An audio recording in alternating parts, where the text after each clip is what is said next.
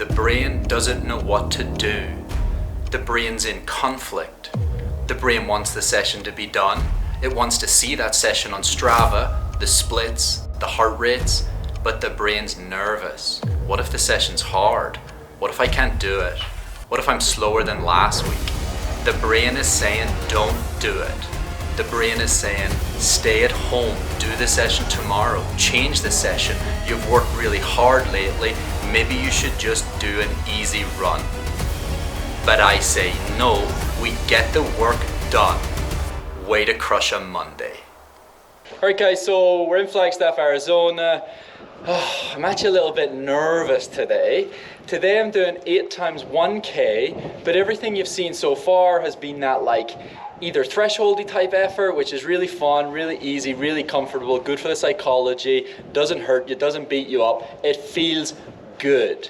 Today, I have to push a little bit harder, just a little teensy-weensy bit. I know I did the session where I did the fast 200, but then I got to slow down. Today's a little bit about, it's called aerobic power. Instead of keeping that lactate at like 2 like we have been doing, today we're trying to push it up to like 4 or 5. I'm not kidding you. I've tried to change this session in my own head about 5 times. I wanted to just do some 200s. I thought, why don't you do some hills? Hills are always a good idea. I'm just a bit nervous. It's that really awkward, you have to push a bit, but you can't hold back like threshold, but you have to push a bit, but you don't get to go all out. I sometimes think it's a little bit easier to almost go all out, get to the end and, I'm exhausted. It's going to be interesting. I'm a little bit nervous about it. It's a bit windy, but let's go have some fun with this. During each rep, I'm going to give you a tip that perhaps if you get nervous about sessions, or maybe during a session you beat yourself up a little bit, how to handle that, how to keep yourself composed. Hopefully I stay composed, I'll listen to some of my own tips, and I'll give you tips so that the next time you do a session, you're better prepared, you can handle it psychologically, you get to see a bit of the warm-up drills in a little second, and yeah, here we go. Oh, it actually stopped. Me and this dog, we're eventually, you can hear this dog? Me and this dog are eventually going to fall out. One of these days I'm going to go in there and fight it. Y'all are going to kill each other, man. 4.8K. I always forget about that little bit from the house. That's it. You hear that dog? If anyone ever complains about audio, it's that dog. It's all that dog's fault. All right, we're going to get ready to go. But what I'm going to do is the first 2 reps. So it's 8 reps. I'm telling you, should I go fight it? It's 2 reps. Sorry, it's 8 reps, but the first 2 reps, I still keep it at that sort of like just between threshold and then eventually the effort I'm going to get to today, because I don't know what 4 to 5 millimole is. Of course, I know what 2 is. So today, the first 2 reps, I'll just be getting the body warmed up, getting the body into it, and I'll talk a little bit more about that in a second and how that kind of, the slower you bring the body up to the effort you want to get to, the longer you can sustain it for, and you're just not spiking that sort of lactate and what's called oxygen debt too early. You generate way too much lactate because of oxygen debt. Oxygen debt is when you go a bit too hard, your heart rate isn't where it needs to be yet because you're not totally warmed up. You're trying to take your heart rate from, let's say, 120 at the end of a warm-up to 170. It can't jump that quickly. And so what we do in those first 2 reps is just gradually get it up there. Rep 1 and tip number 1. The brain will always give you many reasons not to do a session. Maybe it's tired, maybe you've been training really hard, maybe family life's been tough, maybe you have things you need to do at work. But it's always a good reason to get out the door and get the session done. At the very least, go and try. You might surprise yourself. Rep 2 and tip number 2. Know that not every session needs to be absolutely world class. So if you are feeling a bit tired or your body has been a bit sore, beat up from the training that you're doing, you don't need to knock every ball out of the park. Consistent training, consistent sessions are what's going to help you run that next personal best. So get out the door, get a session done, but you don't have to crush it. Get yourself out there and get a good session done. Rep 3 and tip number 3. When you're out there training, if you find yourself getting a little bit worked up, maybe the speed's not the way you'd like it to be, maybe the weather's beating you up a little bit, just remember to breathe.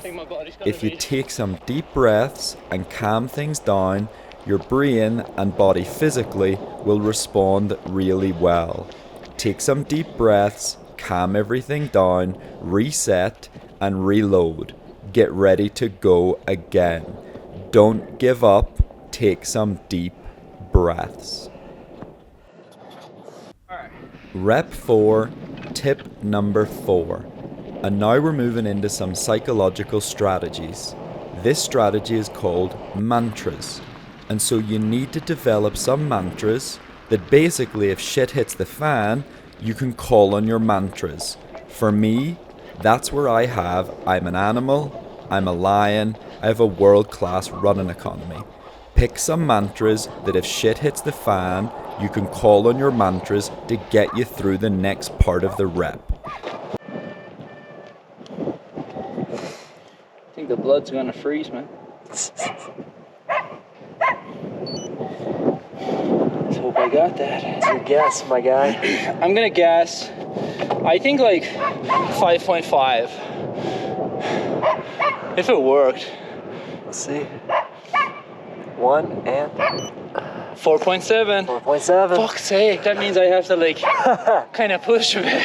Halfway there, 4 man. to 5 was what it was. Alright. That rep. Don't beat me out about it.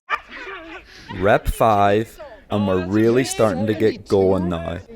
I don't know what it is about athletes, but it seems to be in the heat of the moment we forget who we are. We forget how tough we are.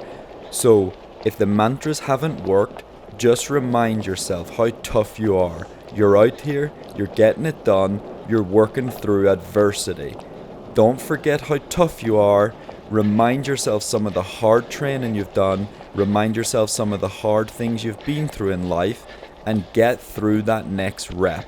1 mile at a time, 1K at a time, things will get better. Get through the next rep. Rep number 6, tip number 6. Calm everything down. Try to bring the shoulders down, make sure they're not tensed. Are you clenching up your fists? Are your hands a little bit relaxed? Put your big thumb to your first finger. Calm it down, keep it relaxed. If you keep your muscles in a relaxed state, they will flow better. Try to slow the psychology down. Try to make space for that relaxed feeling, and your body will flow better. Take the deep breaths, focus on the exhale, and you'll naturally bring air back in. It is just a little puppy. I kind of find dogs adorable. Like, it's kind of annoying barking away, but dogs are much cooler than humans. It's way We cool. kind of suck a little bit. Dogs are awesome. I won't actually fight it, I promise. Alright, There you go. let's go. Rep 7 and tip number 7. This couldn't be more fitting. It's freezing cold and I've just taken my shirt off. Now the reason I did that is because it was starting to get hard. By changing a tiny thing, whether it's taking the gloves off, taking the hat off, taking the jacket off, sometimes it can just change things up. It gives you a new lease of life and you go again. Sometimes that's all the body and brain needs. Change it up a bit, throw a glove away, do what you gotta do. Rep number 8, it's the final rep and the final tip. Try to have some fun. We seem to think that if it's hard work, it's not allowed to be fun. Try to change your relationship with hard work. If it's hard, if the wind's beating you up, if you're not as fast as you normally are, smile. What's the big deal? This is not life or death. Calm it all down, smile, have some fun, and appreciate that you're out there able to do this. Some people aren't able to do this. Fuck. I got a little booger. I'll get it. Easy. Okay. Job done. God damn. Look, that was difficult. Take some of these tips, take some of this advice on board. I've said it before, I'll say it again. Just getting out there and doing some training, it's half the battle. In that last rep, I said, Stephen, I give you permission to calm down. You don't need to push, you don't need to force it. It was the quickest rep. Calm the brain down and the body will flow for you. So today, two things. When you're training, start to have a think about what's holding you back. Breathing, fitness, aerobically. Today it's all legs for me. So that means I need to start doing more strides, maybe some hill reps. I'm not going to get into it today, but you have a system called the neuromuscular system. When the neuromuscular system's in a good place, you can sustain 4 to 5 lactate. For me is nothing. Last year at St. Moritz, I did a 1K at altitude in like 232. My lactate was like 14, 15. 4 to 5 should be nothing to me, but my legs are feeling it. They're missing that neuromuscular power. You might not know yet how to work on some of these things, but do start to think what's holding me back. Fitness, speed, breathing. Start to think about it and then find ways to work on that. You know, it's cool because as it gets a bit harder, the brain does this thing where naturally it, without being harsh, it acts a bit like a little bitch, a little pussy. And I'm not trying to be all macho. You just have to breathe, calm everything down. Remind yourself it's okay, it's hard, you're pushing, but if you allow it to consume you, you almost get anxiety and you start getting stressed. And then you can't breathe, you're working too hard. Breathe naturally, calm it all down. Everything's okay. This isn't life or death. This is just running, it's just fun. This is why I fucking love running. When it's hard, and it's testing you, and it's cold. We are fucking warriors. All right, just go for it. All right, so guys, that's the session done, you know, and look, I'm kind of annoyed we turned the GoPro off, and yeah, maybe things got a bit more personal in the warm down, and you know, Noble's known me a while, but he's starting to learn me more, and I guess you guys are too. I think I'm in a much better place in life now. I've went through a real transition, and over the last year, a lot has changed. A lot of that was help with therapists, and yeah, life's really tough. I've talked about running being tough, but life can be really tough. I talked about that transition, and I guess what I was just about to say to Noble, and then I thought, hey, we should record this, was we go through life, and a lot of the decisions we make is to please other people, you know? And we make all these choices and we make all these decisions, and a lot of what we're doing is, what would this person want me to do? What would this person want me to do? And it's okay to have people that you look up to and you try to, you know, copy parts of their life or learn things about their life, but we only get one life, you know?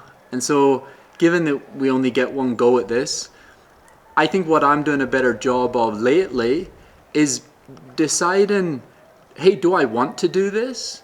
Is this something I'd like to do? Is this something I'd want to do? And then doing it and trying to be less preoccupied by, but if I decide to do that thing that I want to do, but if I decide to do that, this person won't be happy, that person won't be happy, this person might kick up a fuss about that.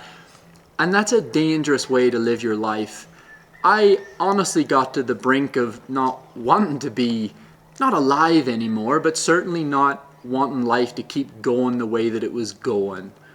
And that was a really difficult time, and I'll get into that way more in some further YouTubes and stuff, but I know I'm so lucky that I'm in a place where there's not enough hours in the day. I go to bed at night and I'm like, I cannot fucking wait for tomorrow. I get annoyed that it's like 9 p.m. and I have to start thinking about bed, and I'm so lucky. But the one piece of advice I would give there is start doing things that you want to do, and don't make excuses for why you're doing things to help someone else or to please somebody else. Don't make excuses for them that they're judging you for things that you're doing. Start to do the things that you want to do. Do it with your full heart, your eyes open, your heart full. Give it everything you've got. And don't ever feel bad that you're doing something that's important to you or that you wanted to do. That's so important. Where you want to be, how you want to live your life. The other really cool thing about life is you can literally click your fingers and tomorrow you can decide to live a different way, behave a different way, start moving towards that, what I like to call in the running school, and he's back talking about the running school, but what I like to talk about in the running school, there's a full lecture on being the person that you want to be. Deciding who is that person. Am I making moves towards that person or away from that person? Start having to think about that. Who do you want to be? What life do you want to live? And do it for you. Because honest to God, like one day, tomorrow, God forbid, I hope it doesn't happen, I could get hit by a bus and be dead. But at the very least, if I lived today how I wanted it to be and I did the things that I wanted to do today, that's okay. I live with that full heart with my eyes open. So yeah, I hope you find something I don't know, insightful in there, or yeah, maybe it'll motivate you to just start making some choices and decisions for you. Much for joining me in today's video. If you like this style, go to joggingroom.com. There's over 12 hours of tips, tutorials, ways to be better at running and enjoy life more. Check that out. You might find a course on there that you really like and something that will help your running and race results improve.